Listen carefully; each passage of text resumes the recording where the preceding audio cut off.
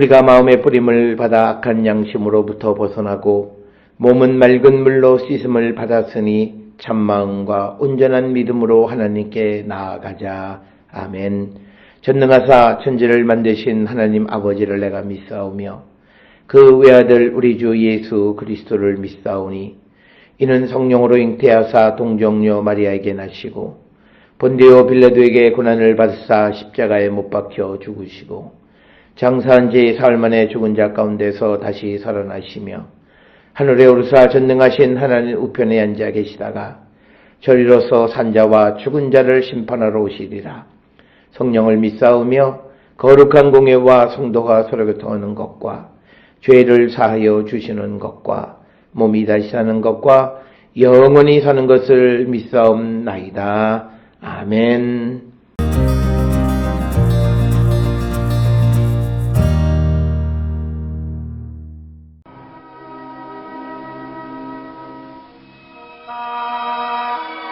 이스라엘 자손이 또 여호와의 목전에 악을 행하니라. 이스라엘 자손이 여호와의 목전에 악을 행함으로 여호와께서 모압 왕 에글론을 강성하게 하사 그들을 대적하게 하시매 에글론이 암몬과 아말렉 자손들을 모아가지고 와서 이스라엘을 쳐서 종려나무 성읍을 점령한지라. 이에 이스라엘 자손이 모압 왕 에글론을 18해 동안 섬기니라. 이스라엘 자손이 여호와께 부르짖음에 여호와께서 그들을 위하여 한 구원자를 세우셨으니 그는 곧 베냐민 사람 게라의 아들 왼손잡이 에훗이라. 이스라엘 자손이 그를 통하여 모압 왕 에글론에게 공물을 바칠 때에 에훗이 길이가 한 규빗 되는 좌우의 날선 칼을 만들어 그의 오른쪽 허벅지 옷 속에 차고 공물을 모압 왕 에글론에게 바쳤는데 에글론은 매우 비둔한 자였더라.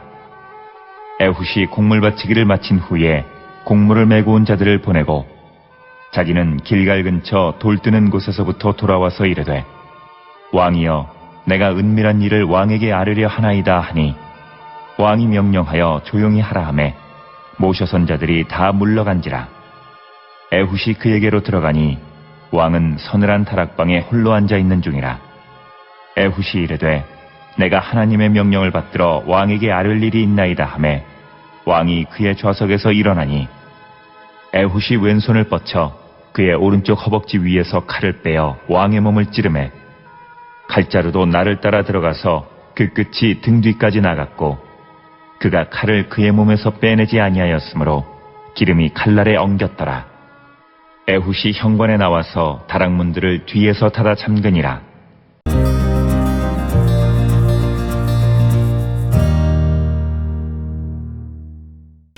오늘 우리가 함께 읽은 사사기 3장 12절로부터 23절까지에 있는 말씀은 이제 30절까지 이어지는 두 번째 베냐민 출신의 사사 에훗의 이야기에 관한 것이 되겠고 그 가운데에서 오늘 우리는 23절까지의 말씀을 중심으로 해서 이 에훗의 이야기를 통해서 우리에게 주시는 하나님의 음성을 듣는 그런 시간이 되었으면 합니다. 오늘 우리가 읽은 3장 12절로 23절의 에훗의 이야기도 앞에서 우리가 보았던 소위 온니엘의 이야기와 같은 구조로 기록이 되어져 있습니다. 물론 내용을 확대해서 기록하기도 하고 하지만 그러나 일반적인 방식은 똑같다라고 하는 거죠. 그래서 12절의 시작도 이스라엘 자손이 또 여호와의 목전에 악을 행하니라. 그래서 하나님께서 원수인 모압 왕 에글론을 강성하게 해서 그들을 대적하게 만드셨다라고 하는 것. 그래서 이스라엘을 이제 치고 그래서 14절에 보면 이스라엘 자손이 모압 왕 에글론을 18해 동안 18년 동안 섬겼다. 그렇게 돼서 15절에서 이스라엘 자손이 여호와께 부르짖었다라고 하는 거죠. 여기서도 부르짖다라고 하는 말이 짝이라고 하는 것, 도움을 요청하다라고 하는 그런 의미로, 그래서 하나님이 한 구원자를 세우셨는데 그것이 베냐민 사람 게라의 아들 왼손잡이였던 에훗이었다라고 하는 겁니다. 그래서 이제 에훗이 구체적으로 어떻게 그 모압 왕의 그 손에서 이스라엘을 구원하는 이야기가 이제 16절로부터 시작을 해서 23절까지의 이야기가 기록이 되어 있습니다. 그래서 21절에 보면 에훗이 왼손을 뻗어서 그 오른쪽 허벅지 위에서 칼을 빼서 왕의 몸을 찔렀다라고 하는, 그래서 이제 에훗이 구체적으로 이 모압의 왕을 죽이는 그 이야기까지가 오늘 우리가 읽은 23절의 이야기가 되겠습니다. 앞에 서두에서도 말씀을 드렸듯이 사사기 속에서 사사들의 이야기가 어떤 사람들은 앞에서 본 것처럼 7절로부터 11절까지 짧은 이야기이지만 그러나 그 안에 들어있는 구조는 12절부터 30절까지 애굽과 같이 조금 긴 이야기든지, 또는 우리가 후에 보게 되는 기드온이나 또는 삼손이나 이런 이야기, 긴 이야기 속에서도 기본적 구조는 같다라고 하는 거죠. 그것은 하나님 앞에 악을 행하면 하나님께서 이스라엘을 치셔서 그들을 원수의 손에 넘기시면 이스라엘 사람들이 그 고통 속에서 하나님을 찾고 부르짖으면 하나님이 구원자를, 즉 사사를 세워서 그들을 구원해 주신다. 이 기본적인 틀 속에서 어떤 단계마다를 자세하게 설명하는 경우들, 그래서 내용이 길어지는 이야기는 그런 경우는 있지만 전반적인 이야기의 구조는 같은 구조로 되어 있다라고 하는 것을 우리가 기억하시면 되겠습니다. 오늘 주시는 본문의 12절에 있는 말씀은 이스라엘이 하나님 앞에 악을 행하면 하나님은 그 악을 가만두지 아니하시고, 그래서 그 하나님께서는 악을 치기 위해서, 즉 이스라엘의 악을 제거하기 위해서 원수의 손을 빌리신다. 그래서 하나님은 수단과 방법을 가리지 않고 이스라엘 백성들을 하나님께로 데려가기 위해서 어떤 일도 하실 수 있는 분이시다라고 하는 거죠. 그래서 하나님은 모압 왕 에글론을 통해서 이스라엘을 패망하게 하셨다가 구원하심으로 그들을 다시 하나님께로 돌아오게 하신다라고 하는 겁니다. 그렇게 되어지자 그 에글론이 암몬과 아말렉 자손들을 모아서, 그러니까 연합군이 되는 거죠. 그러니까 모압이 암몬과 아말렉 자손들을 모아서 이스라엘을 쳐서 종려나무 성읍이라 기록되어져 있는데, 이 종려나무 성읍은 이르하트마림, 즉 종려나무의 성, 이것은 곧 여리고를 가리키는 그런 것이 되겠습니다. 그래서 요단 동편에 있던 모압 왕이 이스라엘 땅 요단강을 건너서 여리고를 점령했다라고 하는 겁니다. 그래서 14절에 이스라엘 자손들이 18해 동안 에글론 모압 왕을 섬겼다. 이렇게 섬기게 되자 15절에서 이스라엘 자손이 여호와께 부르짖었다. 그래서 부르짖으니까 하나님이 들으시고 에훗을 그 구원자로 세우셔서 모압 왕 에글론을 치셨다라고 하는 것이 오늘 주시는 말씀이 되겠습니다.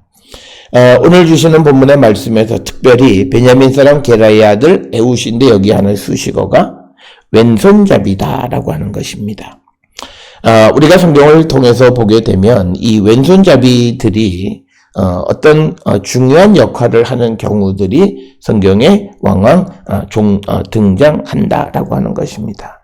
따라서 오늘 주시는 이 본문의 말씀에서도 에훗을 설명하는 것 중에 하나가 그가 왼손잡이였다라고 하는 것을 강조하고 있고, 그래서 모압 왕 에글론에게 공물을 바칠 때, 여기서 말하는 공물은 선물을 바치는 것, 그래서 점령당한 나라가 자기를 점령한 국가에 선물을 보내는 것을 이야기합니다.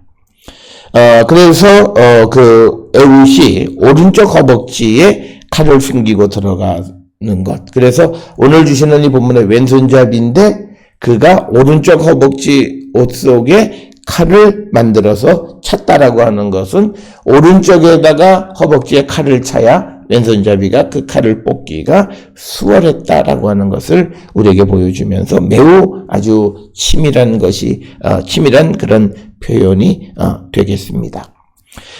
오늘 주시는 본문에 보면 한 규빗으로 고메드라고 하는 겁니다.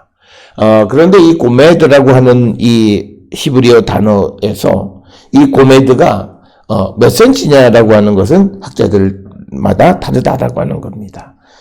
어떤 학자들은 에스겔 27장 11절을 근거로 해서 팔꿈치에서 손가락까지 약 한 35cm 정도다 이렇게 주장하는 사람이 있고, 어떤 학자들은 한 뼘 22cm 정도 된다 이렇게 설명을 하기도 합니다. 그래서 고메드를 오늘 규빗으로 번역은 했지만, 그러나 그것의 기준이 몇 센치냐라고 하는 것은 학자들마다 다르다라고 하는 거고, 이 고메드를 헬라어 성경으로 번역할 때 스티타메스라고 하는 것으로 번역을 했고, 그래서 우리가 보통 한 규빗을 45cm로 이렇게 이야기합니다. 그렇다면 허벅지에 45cm 되는 칼을 어떻게 찾겠느냐라고 하는 의문은 생길 수 있다라고 하는 거고요. 그래서 에훗이 칼을 준비해서 갔다라고 하는 겁니다. 그런데 에글론, 즉 모압의 왕은 비둔한 자였다라고 하는, 이시바리라고 하는, 바리라고 하는 말은 살이 찐 사람, 그러니까 비대해서 몸이 매우 비둔했다라고 하는 겁니다. 그러니까 이 몸 움직임이 자유롭지 못한 사람. 그래서 18절에 에훗이 곡물 바치기를 마친 후에 곡물을 메고 온 자들을 보내고, 자기는 길갈 근처 돌 뜨는 곳에서부터 돌아와 이르되, 왕이여 내가 은밀한 일을 왕에게 아뢰려 하나이다. 그러니까 이 에훗이 다시 돌아가서 이 에글론에게 은밀한 말을 한다라고 할 때 그는 길을 솔깃할 수밖에 없었다. 그래서 왕이 명령하여 조용히 하라 하매 모셔선 자들이 다 물리치고 에훗이 그에게로 들어가니 왕은 서늘한 다락방에 홀로 앉아 있는 중에 에훗이 이르되, 내가 하나님의 명령을 받아 왕에게 아랠 일이 있나이다 하매 왕이 그의 좌석에서 일어나니 에훗이 왼손을 뻗어서 그의 오른쪽 허벅지 위에서 칼을 빼어 왕의 몸을 찔렀다라고 하는 겁니다. 그래서 오늘 주시는 본문 19절, 20절, 21절에서 어떻게 에훗이 이 에글론을 죽이는가라고 하는 그 과정을 자세하게 설명하고 있는 그런 내용이 되겠습니다. 오늘 주시는 본문의 말씀 19절에 보면 돌 뜨는 곳이다 라고 하는 표현이 있습니다.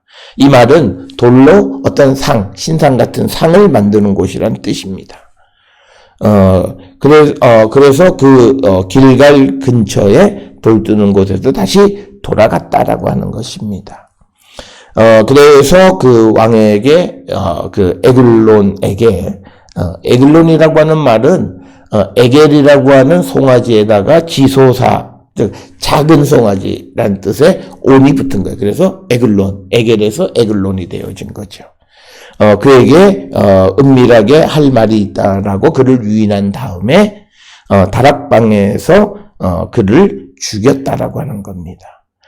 그래서 22절에 보면 아주 구체적으로 칼자루도 나를 따라 들어가서 그 끝이 등 뒤까지 나가고 그가 칼을 그의 몸에서 빼내지 아니하였으므로 기름이 칼날에 엉겼더라. 그러니까 이 기름이라고 하는 것은 앞에서 이야기한 것처럼 에글론이 비둔한 자라고 하는 것과 밀접한 관련이 있어서 그의 몸에서 나온 기름에 칼이 엉겼다. 그래서 에훗이 현관으로 나와서 다락문들을 뒤에서 닫아 잠갔다라고 하는. 그래서 이제 에훗이 에글론을 죽이는 이야기, 이것을 통해서 이스라엘을 구원하는 이야기를 기록하고 있는 것이 오늘 우리가 읽은 23절까지의 말씀이 되겠습니다. 오늘 주시는 본문의 말씀들, 그리고 사사기에 나와 있는 사사들의 행적을 통해서 지금 우리는 하나님을 배반해서 우리 앞에 어떤 재난이 눈앞에 목전에 두고 있는 자인지, 아니면 주께로 돌아감으로 인해서 하나님의 구원의 은총 가운데 사는 자인지 성찰하고, 우리는 항상 하나님을 배반하지 않는 거룩한 성도들이 될 수 있기를 주의 이름으로 축원합니다. 기도하시겠습니다. 사랑과 은혜가 충만하신 아버지 하나님, 이스라엘 백성들이 하나님의 은혜, 구원의 은총을 입었음에도 하나님의 은혜를 잊어버리고 악을 행하는 모습을 봅니다. 우리도 그런 자들이 아닌가를 돌아보게 하시고 항상 하나님의 말씀에 순종하는 자 되게 인도하여 주시옵소서. 예수님의 이름으로 기도드렸습니다. 아멘.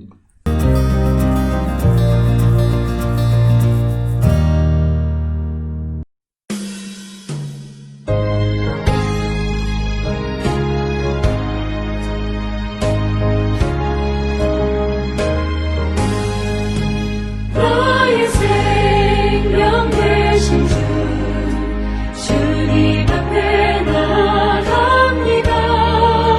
주의 흘린 보혈로 정죄하사 받아주소서. 날마다 주를 찬송하겠네. 주의 사랑 줄로서 나를 굳게 잡아내소서. 괴로운 세상 지낼 때 나를 인도하여 주소서. 주를 믿고 나가면 나의 길을 잃지 않겠네. 날마다 주를 찬송하겠네. 주의 사랑 줄로서 나를 굳게 잡아내소서.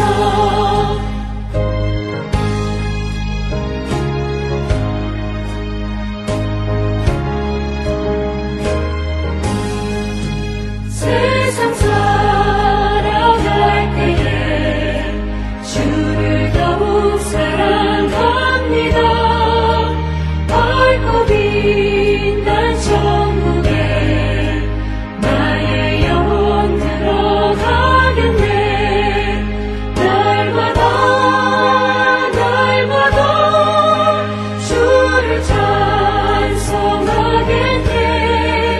주의 사랑 줄로서 나를 굳게 잡아내소서. 아멘.